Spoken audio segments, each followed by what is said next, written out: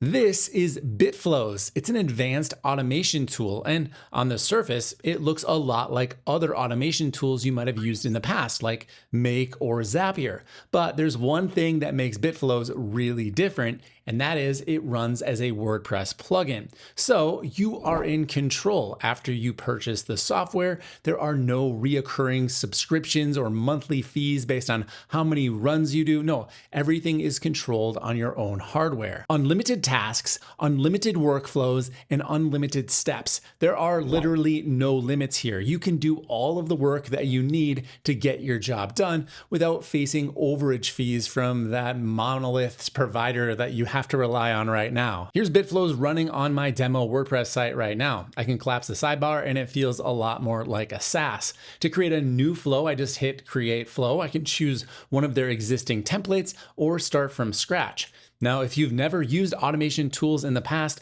BitFlows is honestly a great place to start. It's very, very simple to use, and it works like any other automation tool in that you have to start with a trigger. Now, seeing as this is a WordPress plugin, you might think all of the triggers have to come from WordPress, but that certainly is not even close to the case. There are hundreds of tools that are working with BitFlows right now, and more are being added all of the time. So if I wanted a trigger to be a form tool, well, let me just type in form here, and you can literally see dozens and dozens and dozens of different form tools that already work with BitFlows. Now, of course, they are a WordPress plugin, so there are benefits there as well if you're already a WordPress user, because you probably have forms on your website, and that means that the data doesn't have to travel anywhere in order to get into the automation tool. Now, real quick, I just want to give BitApps some credit here. They're the developer behind BitFlows. They also make their own WordPress form plugin called BitForms. I've made a video about it on this channel, and it probably would be tempting if I were a developer to only support my own products. But as you can see here, they support all of the biggest form builders on WordPress. Yes, of course, BitForm is on here as well, but I'm going to use Contact Form 7 in this video because it's installed on like 50% of the WordPress plugins I ever see in my life. And I don't know why people still use it, but they sure do. So let's go ahead and try it out here. I'll just build a quick automation for you. So Contact Form 7 on form submit, that will be my trigger. That kicks off the automation that I'm building. Every automation needs a trigger. It doesn't just run continuously. Something has to happen in order for the wheel to get put in motion. So in this case, I'm going to choose a form that I have on my website called BitFlows Demo Lead Form. Really original, I know. And when I select it, I need to set up the listener. This way, we're going to get some demo data into our automation builder, and we can start to map the data that comes in from the form. So here is the form on my website. I'm just going to fill it out quickly here with my own info. I'll just use example.com as my email address, and then everything else, I'll just put the real stuff here. We'll send a test message. This is a test message. And here we go. I'm going to hit send request. That's the submit button. Now, if I jump back over to BitFlows, it should have got that information. Did I not press the listen response button? Maybe not. I'll send it again. Okay, here we go. Sending it one more time. We'll jump back over. And yeah, sure enough, this time it received the response. Now, this is the part I know that for some might get overwhelming. At least it was for me when I started using automation tools way back in the day, because we see something that looks like code. This is just JSON down here. It's the response. Now, these tools like to translate everything into this kind of programming language. If you're a developer, you're probably laughing right now. But if you're a regular person, you look at that and you go, yeah, that's some programming stuff. And I can expand it here and you can see the entire form response. This is JSON. It's just a way to structure the data so that as we move between different steps in our automation, it's easy for the computer to understand everything that's going on. And that's going to be kind of one of the keys to mastering any automation platform, is just not being intimidated by this and learning to just deal with it. You don't have to become a master, but just like, okay, I can kind of, it's almost plain English, right? So your name is Dave Swift. That's what I put in the form. That's pretty easy to follow. Now, the good news is we can turn these into variables, so we don't really have to deal with them at all. Let me give you an example. After our trigger, I've added in an action. So this is what happens after the trigger runs. It just kind of makes sense if you know English. The trigger causes an action. All right, in this case, we're gonna do an internal notification over to Slack. So a form gets filled out and I want that form to alert me over on Slack so that I can keep up with everything that's going on my website. Now, later on, I'll show you how to use AI to filter your form submissions so that only the most important leads get sent over to Slack or wherever else you want it to go. And maybe there's a custom order that comes through on WooCommerce and it's gonna require a lot of extra work. Well, you can make sure that those people are notified right away so that you can maximize your time and their value. So I've added these little sticky notes in here to kind of explain what's going on in the automation. And I think these are super helpful. They're just over here in the tools section. You can just add in a sticky note and then you can leave notes for other team members to explain what's going on in the workflow. But essentially, I've got my contract form trigger here. It's the exact same one we saw before. And then we've got our internal notification. So this is going to go ahead and just take the information from the form and then put it into a Slack message. It's that simple. So I'm going to delete everything here. We can see the message, but let's just delete it and we'll write it again so you can get an idea about what I mean with that JSON stuff, how we can take that and then turn it into a variable and map it into wherever else we're going. And now over here, I can see the other steps in my automation. Now I've only got one, but if I had multiple steps, I could choose the app that I wanted to bring the data in from. So in this case, I'm going to choose contact form 7, and then I want to kind of complete my message here so it makes sense. And rather than having to look at that JSON, BitFlows has already transformed this into a nice variable that I can literally just click and then it puts it into my message here. So you got a new lead from, and then Jamie Morgan. Now, first I want to clarify this is a different flow. It's the same contact form that's been filled out, but I filled it out a little bit differently this time. So the sample data that we've got here is not the one that you saw me fill earlier in the video. Continuing on, I could say something like they want help with, and then add in the automation goal. And then I'll say something like write back to them at, and then the email address. You get the idea here. I could make this as complex or as simple of a notification as I'd like. Now, the important part of all of these connections is, of course, that we have an actual connection. And the top option up here is to add a connection into Slack. So if I wanted to connect up my actual Slack account, I would choose add connection. And then I'm gonna need to go ahead and find the token inside of my Slack console. Just open up Slack and then choose manage apps right at the top. We're gonna create a new app here. We'll do it from scratch. Call it BitFlow. Choose my workspace and create the app. Next, we just need to set up the OAuth and permissions. This part gets a little tedious, but essentially all you need to do is give it the proper scopes. And the good news here is that if you want to connect up to Slack, they've got a great help article on exactly what you need to do. It even has a video so you can watch someone go through it in more detail than I have time for right now on this YouTube video. But essentially, I'm just going to go in, I'm going to add in all of the scopes necessary. I've got them copied to my clipboard so I can do it really fast. And once you've got all of the scopes added in, you click here to install it into your workplace. That gives you your OAuth token that you can copy over into BitFlows. Then I'll hit connect, and then I can choose the channel I want my notifications to go to, which happens to be called notifications. I'm going to be sending this as a bot, so I'll turn it on and I'll just call it BitFlow, and let's do a test run. Here's my notification channel. There's nothing going on here right now. So we'll do the test run. I'm gonna head back over and boom, there we go. We got our message from BitFlow. Now, to think all of this is being managed by WordPress is pretty empowering because now the data is mine and I don't have to worry about a SaaS raising my rates or anything like that. I can just pay for BitFlow once and then get to use it on all my sites forever, depending on the plan that I buy. In fact, if you're an automation specialist serving clients, this could be a business in of itself. Now, what about AI? Because all of the automation platforms, the big name ones, are using AI to great effect. And honestly, BitFlow is no different. You can very easily add AI into any of your workflows. Like, for example, if I wanted to filter out the contacts that I didn't think were most helpful, I could go ahead and add an additional step in here. Now notice as I hover my mouse right over the connector, the plus icon shows up so I can add in a new node between my trigger and my first action. Now, I mentioned before when we were looking at the sidebar over here that BitFlow organizes things into apps and tools. Now, that is true, but there's also a new third element, and that is human in the loop.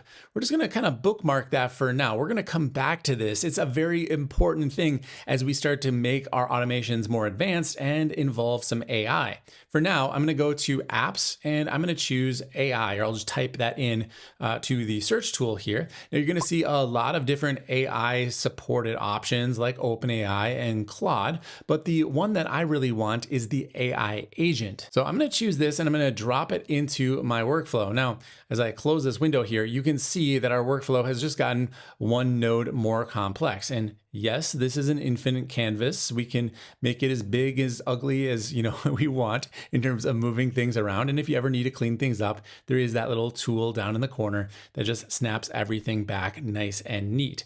Now, I'm gonna probably move my little reminders here to make sure that we're on the right spot. And now I wanna set up this AI agent. So the first thing I'm gonna do is choose a model. Right here it says chat model and I'll press plus. Now you are gonna need to connect up your own API key for any of these providers.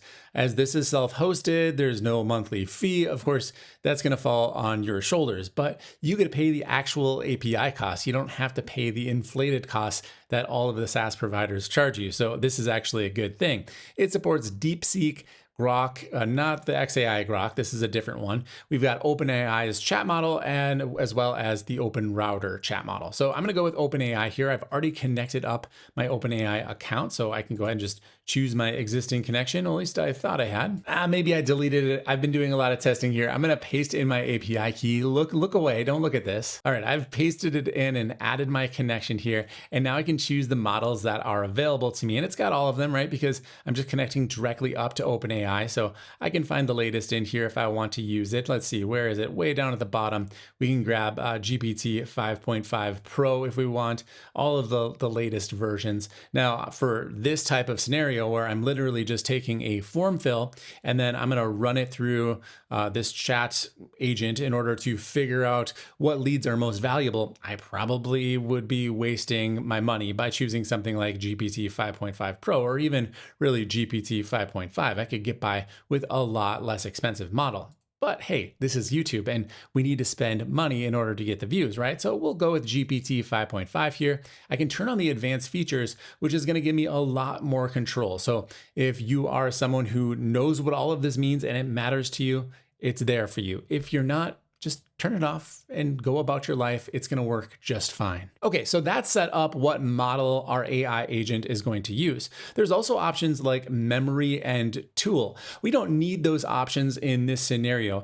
Memory is going to remember previous runs so that if we were having let's say a Telegram notification come through and we wanted to keep track of all of the messages that had run through the agent, we could use memory for that. But in this scenario, it's really not necessary. So what we need to do next is just open up the agent itself and give it a prompt. So here's the prompt that I'm writing right now. I said, you are a lead qualifier. A lead has just been submitted from, and then I'll enter in the name.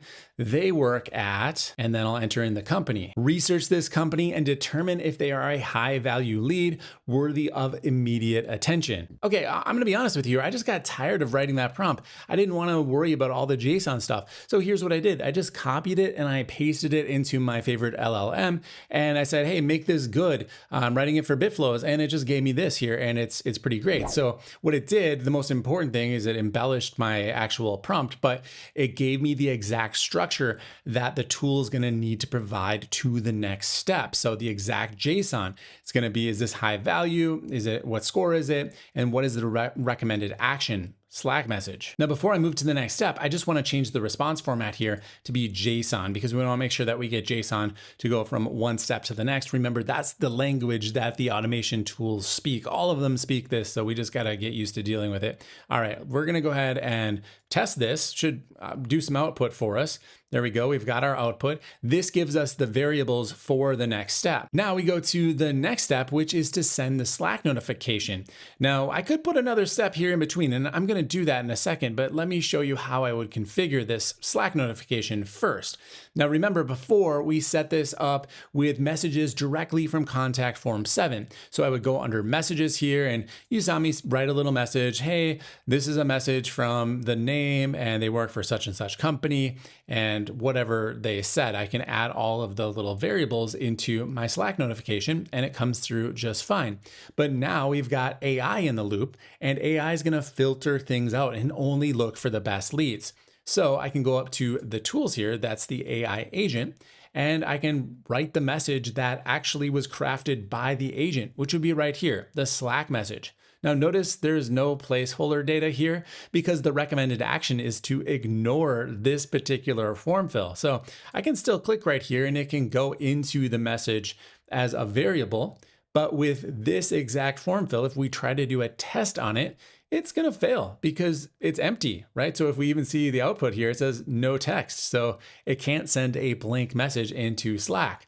It'd be really nice if we weren't trying to, spam the Slack API with a bunch of broken messages. So how can we filter this info out? Well, of course, it's going to be another node here. So I can click on this line, hit the plus button, and this time, rather than choosing apps, I'm going to choose their great set of tools that will help me decide whether or not the message actually gets sent. In this case, I'm going to choose condition because if conditions are right, I want the message to be sent. And if they're not, I don't want the message to be sent. So you can see here, we've got no condition matched is already mapping to Slack. We don't want that. Let's get rid of that. And then we need to actually set up what the conditions are. So we'll go ahead and edit this. And you can see it says blank equal to blank. So this is setting up the condition, right? So if recommended action is equal to, and I'll say ignore or archive, and actually let me name this so that we can easily see it. All right, so we've got ignore or archive. Now let's set up some more conditions. In fact, one thing I can do is look at the actual prompt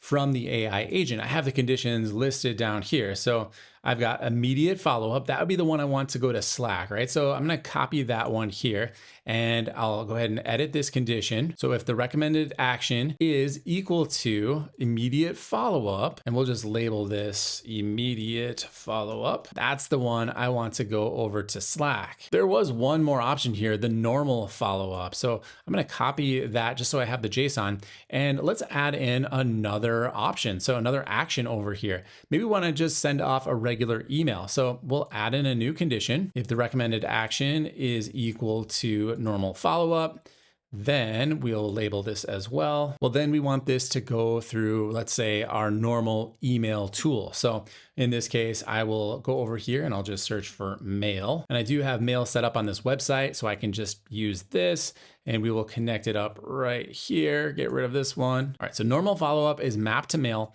I'm going to open that up and I'll choose send mail. And from here, I could just write my message however I like. And I've got all my variables here, just like you do in your favorite email marketing tool. So you can even personalize the message to be, very, very welcoming and grateful for the form submission, so on and so forth. Now, let's say I wanted a human in the loop before this email actually gets sent. Well, I can click the plus button right here and I'll choose the human in the loop node. And in this case, I would have either chose Gmail if I was going to send my message through Gmail, or I could use the standard mail protocol. But what this is going to do is send and wait for a response. So you see here, it says send an approval email and pause the flow until the recipient approves or disapproves. This is really nice because it's not going to rely on you to say log into your WordPress website and check BitFlow for any sort of notifications. No, it's going to email you and be like, hey, should I keep going here? Is this good? Do you like this?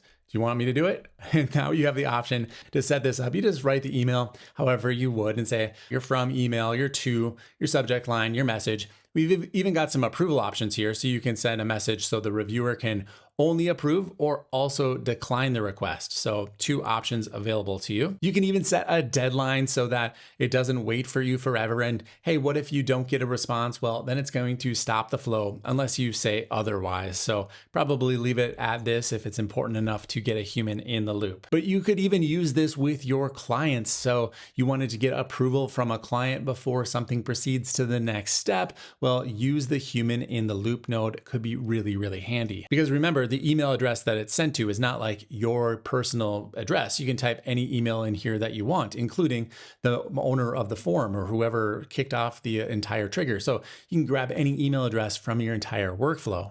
Just to keep you thinking about possibilities here, because really the options are limitless. Here's another workflow that I've got for you.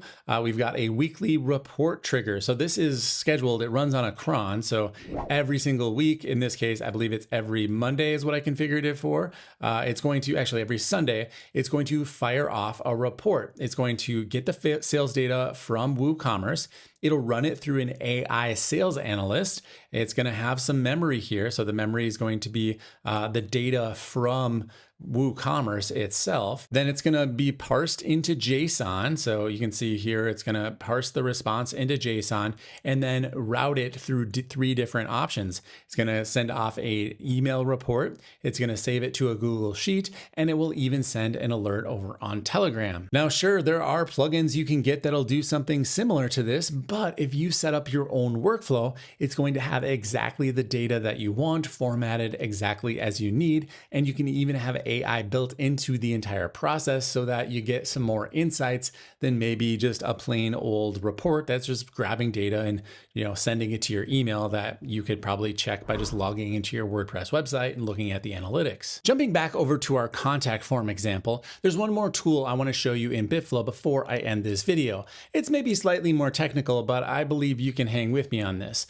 I want to show you an MCP Client tool. Now, what this is going to let us do is, instead of relying on only the information that's inside of, let's say, ChatGPT, when I call my AI agent, now I can call any MCP server.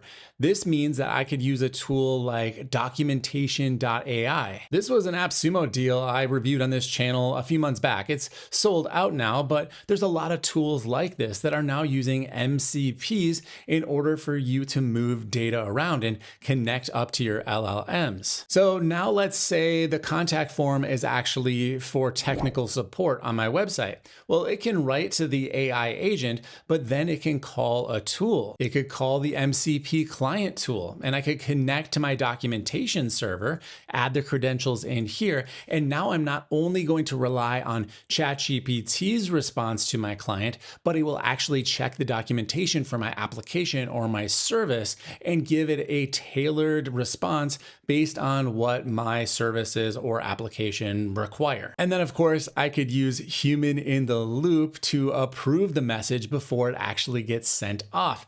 It's a beautiful system and can save you so much time. Okay, so that is BitFlows. I highly recommend checking this out. They do have a free version up on the WordPress repository, so you can play around with it. If you want to grab a license, they've got a lot of different options for you on how to purchase. They have lifetime options where you can get, let's see, it's unlimited sites. They have split pay available under $500. I mean, that's not going to go very far if you look at the competitors' monthly service fees here. So I definitely would highly recommend checking this out. Of course, I've got a link down below in the description, and if you click on that before purchasing, it helps support my content. They do have their Bit Apps bundle, by the way, so if you want to just get like all of their stuff, you can see you get Bitform, Bit Integrations, Bit Social, BitFlows, Bit Assist, all for one low price. So that's worth considering as well. But that's going to do it for this video. If you've got any questions about BitFlows or anything else, hit me up in the comments. Hit like if you like the video.